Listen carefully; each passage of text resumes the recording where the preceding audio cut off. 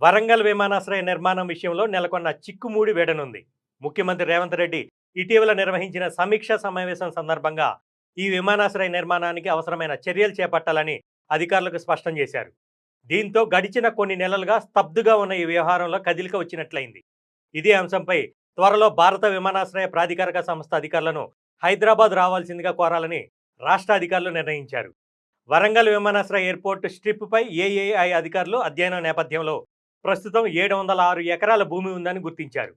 మరో 400 ఎకరాలు కేటాయించిన పక్షంలో ప్రాథమిక దశలో ఏటీఆర్ స్థాయిలో విమానాల రాకపోకలు వీలుగా రన్వేను నిర్మించవచ్చని గతంలో ప్రభుత్వానికి ఏఏఐ అధికారులు స్పష్టం చేశారు.